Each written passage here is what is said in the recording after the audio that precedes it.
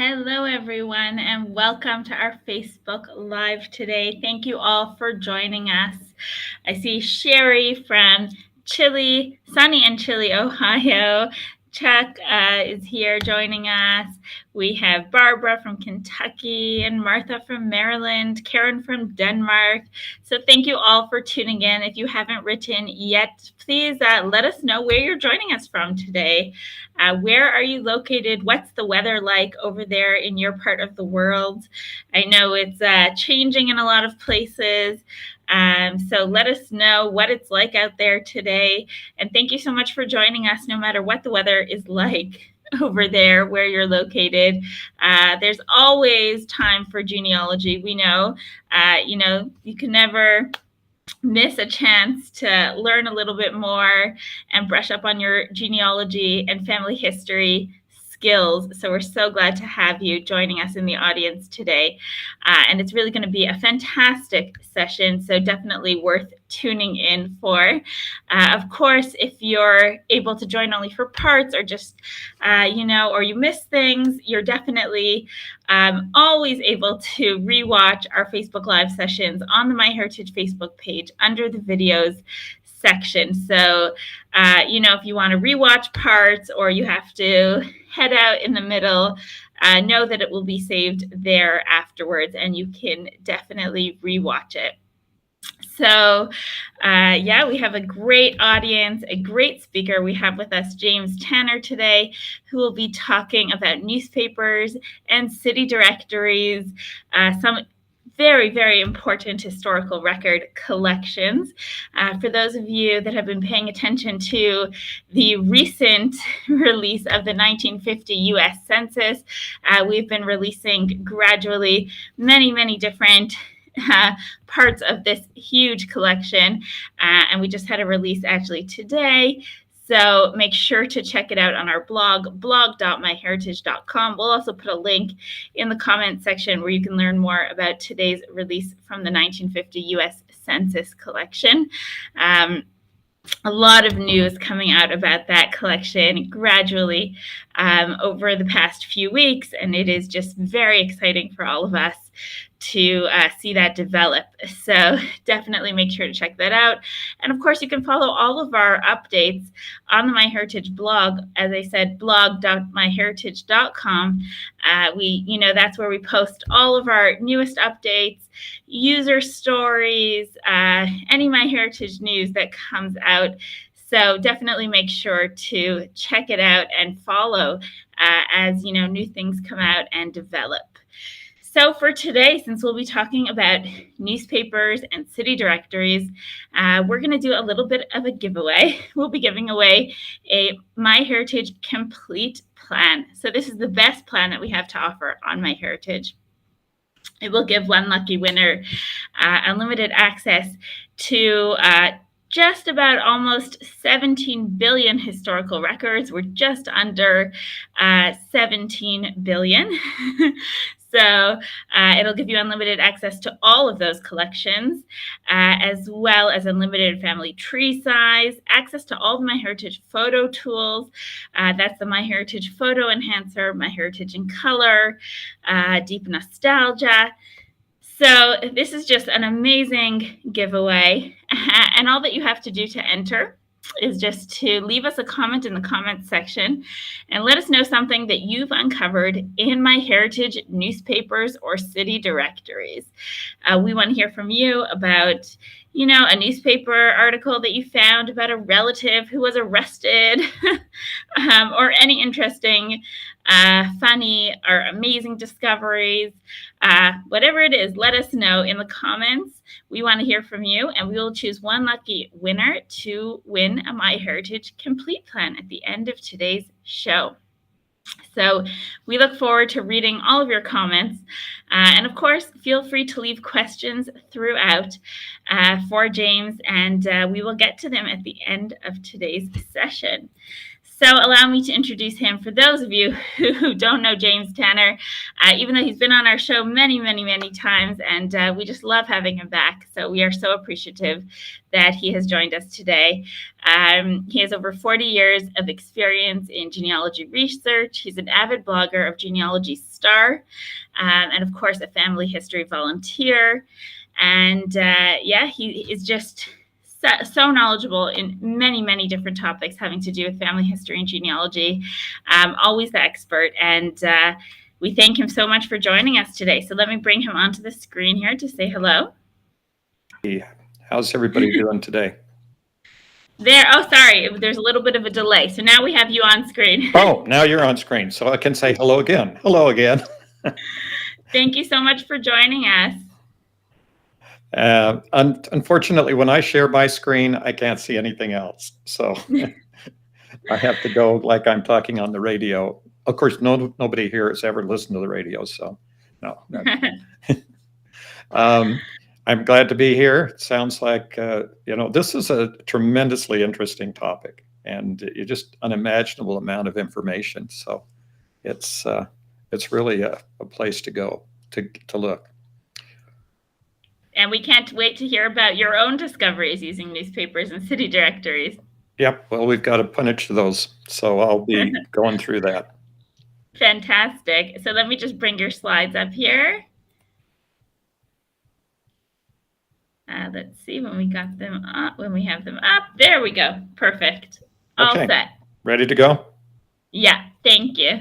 Okay. Well, as Esther said, we're exploring more than 1 billion newspaper and city directories records on MyHeritage. So it's focused on MyHeritage, but newspapers are sort of ubiquitous. You can, they've still around, even though there's been a vast switch over to digital formats.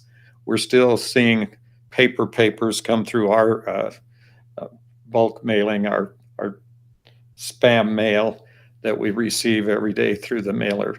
But definitely they are a tremendously valuable historical documents. The first definite newspaper goes back to 1609 with the relation of Strasbourg, and it was printed by Johann Carolus. And you have an example of that right there on the screenshot that's on the screen there. The first published newspaper in English was in 1665 on 7 November, and that's the Oxford Gazette. Actually, it was so controversial that it didn't last more than just a few issues, but it set the stage for a flood of privately published daily and weekly and monthly, what we now call serials, that are tremendously, I'm going to have to say that quite a few times because it's definitely true. They're tremendously valuable. And here's the slide that says they are valuable. The first thing about newspapers is you just can't imagine what you might find. The breadth of the newspapers is phenomenal. One of the things that I think is kind of a tragedy when I talk to people who've been doing research, even people who've been doing research for quite a while and many years, is often they have never looked at the newspapers. They just simply have now no concept of the fact that newspaper material, now digitized, now searchable, is available. And much of it is, some of it's for free.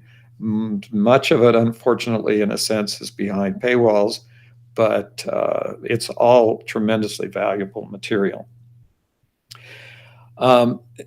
Interestingly, MyHeritage has 103 newspaper collections, and there are over 1.2 billion records. And you can start to see the list here of the 103 collections in this particular screenshot. You'll see that there's US and Canada, France, Australia, then there's some American states, Canadian, and later on I'll show you the breakdown by region of the numbers of newspapers that are available. One, to start out with, just giving an indication of what's going on with MyHeritage and newspapers is recently added France newspapers and periodicals over 45.2 million pages in 7,982 newspaper titles from 1644 until 2000. It's, you can, a lot of people just say, well, my ancestors, why would they have been in the newspaper? When you have that many newspapers, you have that many people focusing on newspapers and printing news every day, you just can't imagine how deep they have to dig to find stories. And I'll illustrate some of that as we go along. Here's a couple of the French newspapers that were added. These are I'm not going to try to say it in French, even though I have studied French. If I do, I'll massacre it. But we have some tremendously interesting things. One of these on the right here is, I looked at that in depth. First of all, because I was interested that there were 800 medieval manuscripts, and I'm always interested to see how far back some of this information goes.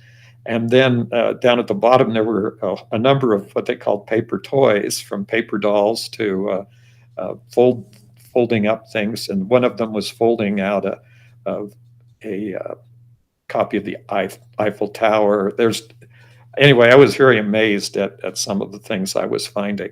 Now, here's the summary, a current summary of what's on MyHeritage by country: 2 Canadian, 17 in Europe, and 1 in Oceania, and in 61 in the United States. And then by years, you can see they spread from 1600 up to the present. And these are all extremely valuable records. One thing I would venture to say about MyHeritage is that we will find that as time goes on, there'll always be more records. And so it's always a good idea to continue to check. One thing that's important about what MyHeritage has done with these particular records is they have applied optical character recognition to every page. So the entire newspaper is read. If your ancestor or relative was mentioned in an ad or any place on the newspaper where there is text, you're going to find that reference. And one of the early references that we discovered some time ago, this has been years now ago, when MyHeritage first was beginning to build their collections. And one of the things they added was some newspaper records. And when my wife and I were looking at this, and we put in her father, turned out that her father had been on a weekly radio show playing the accordion with his brother, who was playing the guitar, I believe. And so it was just, she said, well, I never knew my father was on the radio. Well, that's the kinds of things that may be surprising that you may find when you get into looking at the newspaper accounts. One of the big collections on MyHeritage is the Chronicling America, Historic American Newspapers. This is the Library of Congress. And let's just say the search engine on the Chronicling America website is adequate, but not good. And it is kind of difficult to use. So one of the things that's very important is now MyHeritage has incorporated a greater part of all of these records and makes them totally searchable, and in fact provides them as record matches.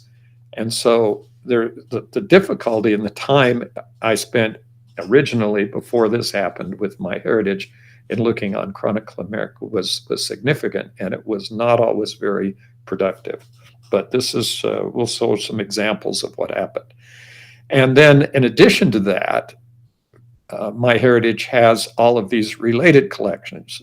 If you noted, there were a lot of different, more American collections than there are states. And these are large individual, up into the millions of records from each of the individual states in the United States. And you can see that many of these records cover substantial time periods when those states were in existence at the time they were created. And so if you go down to some of the earlier newspaper collections, you'll see that they go back into the 1700s, and there are some back into the 1600s.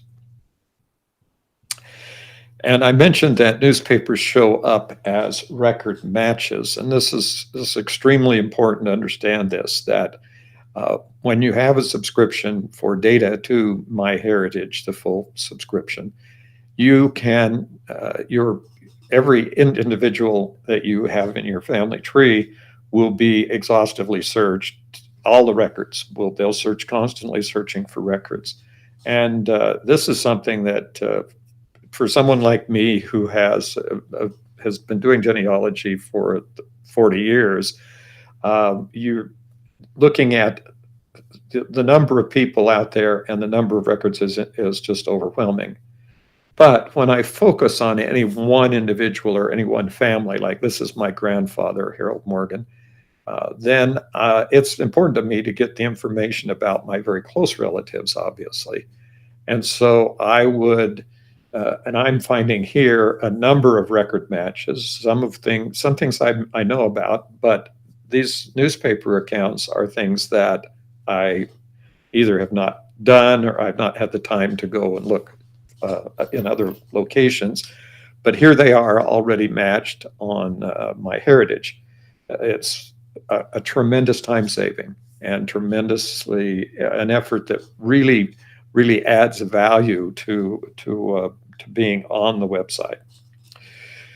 So here's kind of a blow up of the page when I clicked on that entry suggesting that there was a newspaper article. And down below at the very bottom of the screen, you can see where it says OCR text on this page. And that's where the text in the page that's pertinent to that portion of the page that talks about my ancestor is reproduced. So you kind of read that and see if it's actually the person you're looking for. Gives you some idea.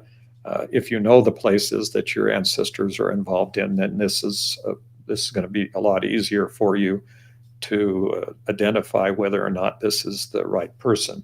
But in this case, it's pretty obvious because Apache County is a county in eastern Arizona in the United States, and it is, let's say, not very populous. And so I know a significant number of the names of all the people who historically appear in that county. So it's pretty easy for me to tell almost immediately who these people are.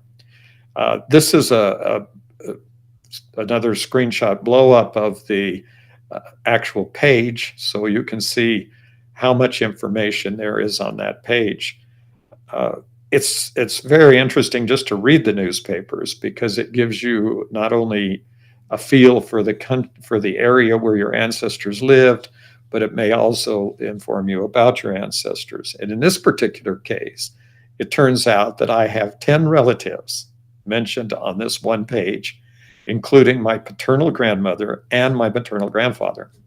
So in this one page, I have 10 different relatives. Now, you can begin to see that this is going to be a little complicated because this page will appear on all 10 of those relatives. And so the information that's here, it has to be kind of absorbed to reply to all these different people that you're discovering as you go along. So here I've marked a further blow up of the page, and I've marked the people who were my relatives on just this one page. Now this is a newspaper that came out on July 24th, I think it's 1919, and all of these people are, and I know exactly who all these people are. These people are either my grandparents, my great-grandparents, or their children. So they're my aunts and uncles from this area. In my family, all four of my grandparents And almost all, except for one of my great-grandparents, all lived in this one town. Now, that's not entirely unique. That's possible that that happens with a number of people, especially in the way that the world was back in the early 1900s and into the 1800s. But it's kind of interesting that from my position, all of these people in here were people that I knew growing up, or at least knew their children and their families, and had extensive times with these people. And to the present day, I am still very much involved in a lot of these families, and know a lot of them, of my relatives. So this isn't just abstract date, name, place kind of information that you would think about, but this puts the person into a context. And this happens to be graduation school type things. And so, of course, there were a lot of people in that particular um, class, and all the people that were involved in that particular activity. Now, in that same year, 1919, on the same day, I go to the other pages of the newspaper. So just clicking on MyHeritage, you can page through. It's not what you might call an extensive newspaper. It's like 4 pages long.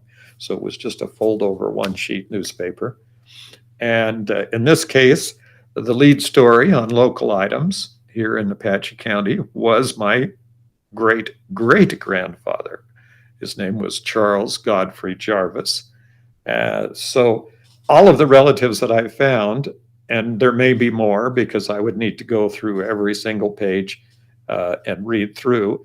Obviously, there's a lot of articles that don't have anything to do with St. John's, so you can skip those or whatever. But all this accumulation of records came from just one record match. I just clicked once, and I got 10 or 11 instant messages, instant relative articles. Okay, so blowing up his article, it says that Dr. Chase, which is a abbreviation for Charles, Dr. Charles Jarvis, is very ill at home in this city, meaning in St. John's, which is hardly a city. But this was the lead article.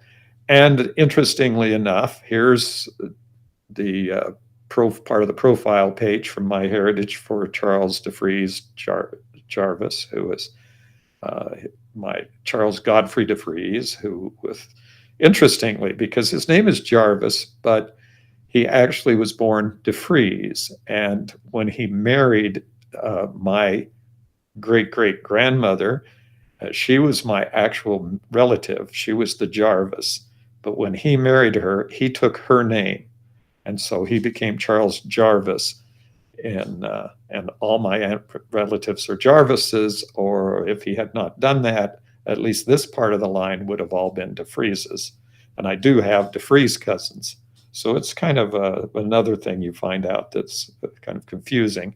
And you may find that information and may be able to figure that information out from the newspaper record, which may not be very explicit in the other records that you come across. And so he died from July 24th, when the newspaper article appeared. He died just a few days later on August 5th, 1919. So assuming, let's say for purposes, you didn't know what his death date was, you now have an indication that he was very ill in 1919, and that may give you a clue that you can start looking around that date. So there is it's just amazing the amount and the depth of knowledge. So local newspapers were hungry for news. I alluded to this just a moment ago. You can't keep people's interest without providing this kind of local newspaper type of involvement. When we were younger, and when we lived in, and when we visited in the eastern Arizona, because at one point when I was only 8 years old, I moved out of a small town into a larger town, which it was Phoenix, Arizona at the time. Now, of course, Phoenix is the fifth largest city in the United States, so it's not the same place I grew up in. But the local newspapers were so relevant that you just grab that newspaper and immediately turn to the local because that would tell you what happened with everybody in town. It was just the basic place you went to find out what was going on. There's very little of that today. There's really nothing in our expansive online digital world that focuses on neighborhoods. Some neighborhoods, I know in our area here in Utah, have local Facebook pages and things like that, but there's no real way to have that delivered. I could be part of the, let's say, part of the following the local Facebook page, but then I wouldn't get that every day because it doesn't mention me, and so they wouldn't put it up to very high category, and it's not really one of my relatives, and so forth and so on. And I may never look at it, which is mostly the case in my local neighborhood. But the newspaper was delivered every day or every week, and it was really did not have any other competition. So there was no internet, there was no online social networking, there was none of the things that you would think of as being that would detract you from the newspaper. That was the only real contact that you had with either the outside world. When I was a teenager and used to go back and live every summer, all summer in that little town of St. John's, Arizona, the the interesting thing was that I was once talking to one of the people in one of my friends there, and she was a few years older than I was, and basically the conversation came up about me being from Phoenix, and she said, "Oh, you're from Phoenix," and I said, "Yeah. Well, have you been down to Phoenix?" "No, no." Okay, so St. John's is kind of an isolated community in eastern Arizona. Um, it's about 200 miles away from Phoenix. Takes about 4.5 hours to drive from Phoenix to St. John's. This lady, this girl that I was talking to at the time, and I remember this conversation because it was kind of mind-boggling to me because I had grown up across the United States. I'd lived in Massachusetts and other parts of the United States, in Salt Lake and Utah, and just around. And so basically, I asked her, and she said she had never been more than 45 miles away from her town. Now, we would think that today would be very unusual, but MyHeritage did a huge study a couple of years ago and determined that the average person was born, married, and died around in the early 1800s, about 6 miles to 10 miles from where they were born. And so there's really these regional limitations. So that's what makes these local newspapers so valuable, because they're focusing on the readership, which is going to end up being the community where your ancestors lived. So you get not just a view at your ancestor and their immediate family, but you get them in the context of the community. They're kind of in a relationship with the community. So here's, for example, another type of record.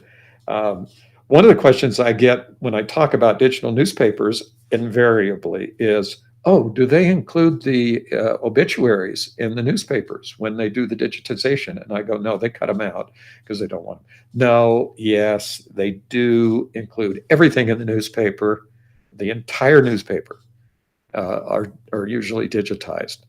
And yes, there are obituaries and death notices. Now, the difference between a death notice is just, oh, this person died. And then an obituary is generally spoken of, or I mean, written by the family. Or sometimes, if you've got an interesting relative, like some of mine, they wrote their own obituaries. Well, okay, I'm not planning on doing that. But in this particular case, this newspaper, now this is another example because this is an important example. My great grandfather lived in a tiny town in southern Utah called Beaver, like the animal, Beaver, Utah. And this obituary appears in the major newspaper in Salt Lake City, Utah, about 250 or so miles away. And so this back in when he died, and let's see real quick there, 1895. So here's his obituary. And it gives a short life history. And as a matter of fact, there were a number of because he was a well-known, he ran freight from northern to southern Utah and then down into California, and was very well known. So he appeared in a number of different newspapers. My own wedding announcement.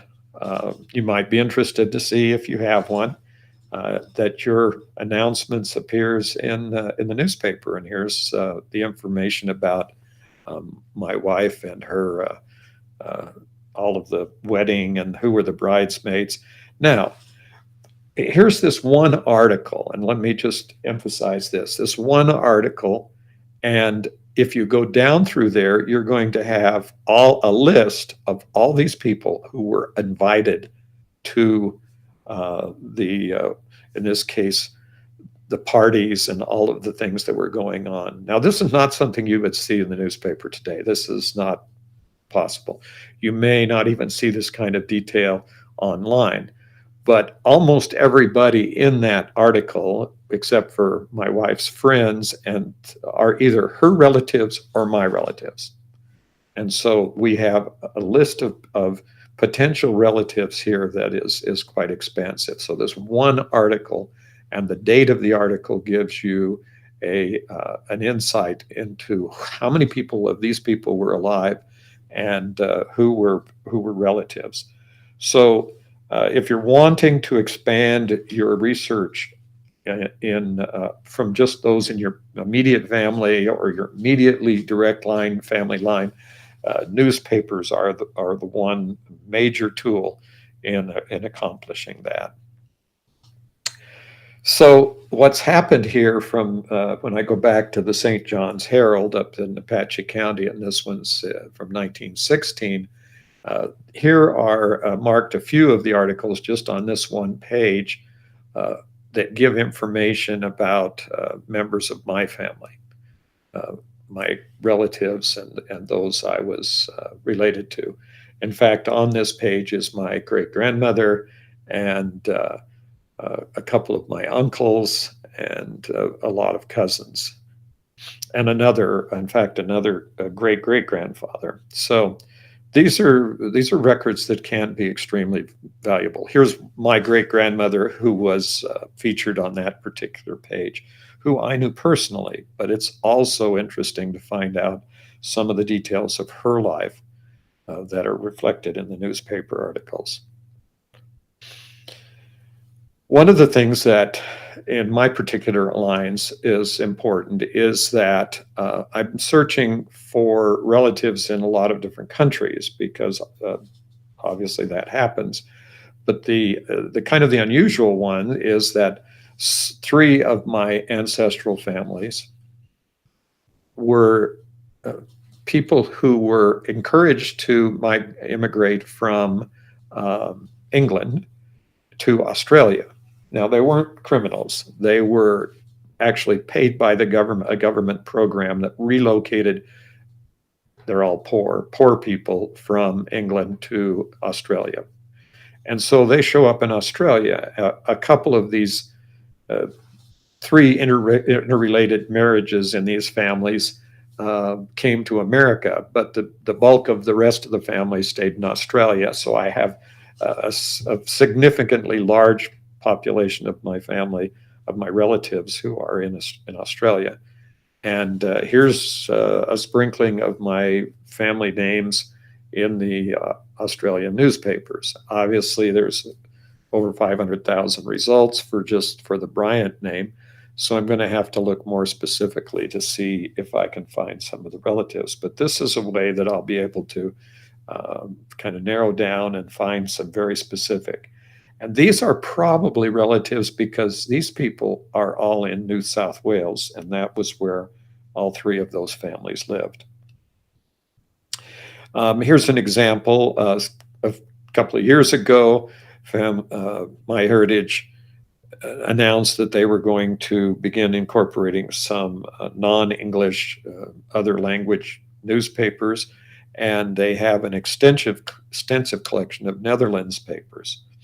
And with the records that are available in Netherlands, this is a great supplement because you're going to be able to, if you've been doing Netherlands research in your family for very long, you're going to be able to find a lot of family names in these newspapers. Now we're going to kind of jump over to U.S. city directories. You'll see there's 561 million records in 25,468 directories. Now, some of us older folks, probably remember, probably not fondly, but maybe, of what we call phone books. Phone book was a listing of phone numbers.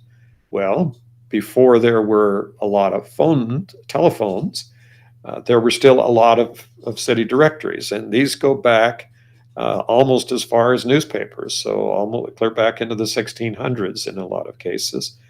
And any town of any particular size would usually have a city directory. There were 2 or 3 reasons why this occurred. The first reason was that there was a way of advertising, and if you had a business, you'd want to be listed because that was where people would go to look for specific types of businesses, just like they did with phone books and now like they do with Google and other search engines. So now, but in addition to that, it was in a sense a way of locating people. There were not telephones, but this would at least give you an address where the person lived. Now that creates the basis for going out and searching for additional genealogical records. So you're going to take these records and use them to find additional records. So here's one of my great uncles found in a record match, and he's the son of my great grandfather. And so he lived in an even smaller town, or was born in an even smaller town called Joseph City, Arizona. But then he was living most of his life, especially the latter part of his life, in Phoenix, which was the same town. And so I knew him and many of his family members because, of course, we're related, but because I happen to have business relationships with a lot of these different people, especially in my major profession, which was being an attorney. So here was another example. This is my father. And what MyHeritage has done is they have, when I did a search for his name in one directory in 1 year, they automatically gave me all of the years in which he appeared in that particular directory. So now we have not just his address and in a lot of cases a phone number, but also we had his occupation and his employer. All of these open up avenues to finding more records. And this has been automatically provided by MyHeritage through the record matches. So I didn't have to spend a lot of time searching around in directories to find this. This just came up as a record match on my father. You could think of directories as a census substitute. The reason why is they list all the names in a geographic location. So they're arranged geographically. And so all the people on one street and one area. So you can do what's called cluster research. You can begin to gather together the groups of people who aren't necessarily related. Now, you can do cluster research through DNA, but that isn't going to tell you who their neighbors are that don't share any genetic material with you. So If you want to know more about an individual, you're going to need to go to that individual's neighbors. Now, if they live in a huge city, perhaps the neighbors are not that important, but they may live in a community where all of the people in that community came from a similar place outside the country where you're focusing. And this, by the way, emphasize this: city directories is not a U.S. phenomenon. It's not just United States. My examples are from my own research, and so it's primarily in English and in the United States, but there are city directories all over the world and in all the different languages of the cities where the directories were created. Access of these may not be as great as it is with this wonderful collection from the United States on MyHeritage. Now, important thing is, in the United States, the 1890 U.S. Census was destroyed. There was a fire, and then later actually was thrown away by the government because it wasn't funded to do anything with it. But basically, this is a way of establishing that a person lived in a specific place at a specific address. It may not give you a whole family group, but it does give you enough information to begin to do additional records, such as finding out schools, churches, other things that would be associated with this person's address. And as I showed just a moment ago, you can trace this person over time. So 1890, 91, 94, 98, and 1900, this is where this person was. And you also get different retired, manager, whatever. And you get more than one generation here because we have junior and then senior and then junior and then senior and then junior again. So we're getting two families here who are almost certainly related, and they're all living in the same area, and they all appear in successive years. So here's one I find with an individual. This one is one of my ancestors, and we want to find out who else lived at this address. And so we can do that and find out this residence and narrow it down by collection. So we can find out who would live there before and after. This may have absolutely no relevance to your ancestor, but in many times, and the person who bought the home or inherited the home or whatever was a relative. And this may be a tremendous key to giving you the name of someone's parents, for example, or one of their children, or a relative. I live here in a neighborhood in Provo, Utah, which is basically a smaller community. And it's interesting, in our neighborhood, the houses that sell, a very high percentage of them go to people who are either relatives or well known to the person who sells the home. Unlike in many places where the person who buys the home is somebody who you've never met and don't care, and you never even get to know their name or who they are. But in this particular neighborhood, and this is like many of the smaller towns in the world, the people who got the house were probably related or had direct connections. So as you're going through these directories, look for additional people. All of these people in this list, which includes my father, are tanners. And almost all of those people are related to me. Then you can go out when you have the exact address and look at the place where they lived. So you have a house, you have a visual of the place where the person actually lived. And the information can be very detailed. And you can also see more. Here's a number of years from one of my great uncles, my father's uncle.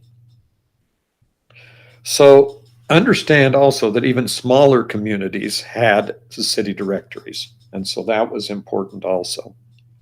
And they bring all of this history to life. It puts your person in the same area. You can see what kind of ads they looked at. You can see where, go on to Google Maps and see where they lived in person. In a lot of cases, you sometimes it's a vacant lot, sometimes there's a big building on it, but to see the actual location is helpful in giving you a visual. And this is the benefit. And all I can say is this is an invaluable collection. The numbers here are extraordinary, and the breadth of this. And I'm sure as in the future that we'll see a lot more of development in this regard from MyHeritage. Okay, well, thanks for watching.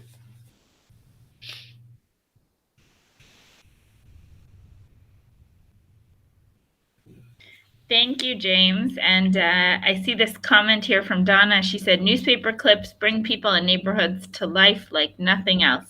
So just what you just said also.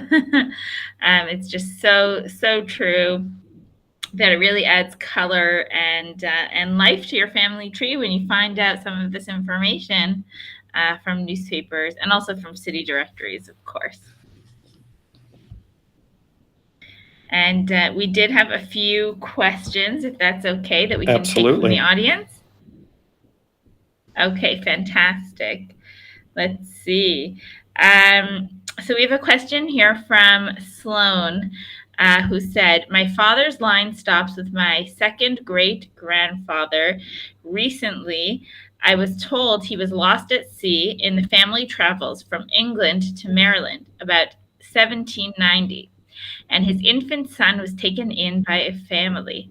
I am at loss to research this. Can you give any insight? The first thing I would do was to see if I could identify the ship and the time frame of the accident. And then if you do a search in and the other two things that would be helpful would be the ports. Where did they leave from in England, Liverpool, or where they came from, or where they came from in England or Europe, Hamburg, or wherever. And then where they were going in the United States. All that, by the way, the detailed information is available online concerning shipping and the names of the ships and all their itineraries, where they were when they left and when they docked, and it's just amazing amount of information out there. And then with that, just look in the newspapers. Go to the newspaper and start looking for, because if somebody was lost at sea, it was inevitably investigated and it was put in a newspaper. It was just it would be part of the news that was always available. And if it was something to do with the ship, there may have been claims, there may have been a lawsuit, there may have been all sorts of things involved with that. So there's just, it's an area where once you realize that this was an event and the event may have been reported in a newspaper and it may have developed other events, then we have a lot more information. I see Heather just wrote, amazing. I've just started using newspapers and have been fascinated by what I've discovered. Thank you for a great presentation. As well as Vicky, who said, this was so great. I've been using newspapers and also city directories for a long time. I love them. Amazing. We have a question here from Mary, who said, what about privacy concerns with all this information, like what is given on your marriage articles? If we had any privacy, it was gone when they published that over the newspaper in the Deseret News in Salt Lake City. So that's unfortunately that's no longer a privacy issue. That is public record. It's out there. There's no way to, the time to worry about that would have been back when you were getting married, which nobody did in those days. So no, there's not. I don't know what you do about privacy, but well, there's a lot. That's a whole different subject. We can talk about privacy for the rest of the day, actually. So our next Facebook Live. Okay, Catherine asks, what if someone was born at sea? Would that also have been recorded? That's very possible in a newspaper. It may not have been recorded officially anyplace, but the way you start that is to begin to try and determine where they came from at what period, and then go to looking for the ships that might have been there. You're going to have records at both ends. You'll have a passenger manifest or a passenger list that will show the people on the boat, and then they'll show the immigration when they arrive. Primarily, those are pretty common, and a lot of times we find passenger lists. But when we find an event that occurred, then we need to go to newspapers and start looking. We also need to look in the newspapers in the towns that our ancestors arrived in, because they may have listed so and so's cousin showed up or someone else came to town. And I see that Carol said that she had a grand uncle who was born at sea, and it's actually indicated on the census. So that's another good place to check for that. Um, let's see. So we'll just take one last one from Dorothy, who asks, are most of the newspapers, are they paid collections? Are they free collections? How does that work? Well, they're both free and paid collections. Um, I did a survey a number of years ago across the United States, and I found, of course, there's some very very large newspaper collections in most every country.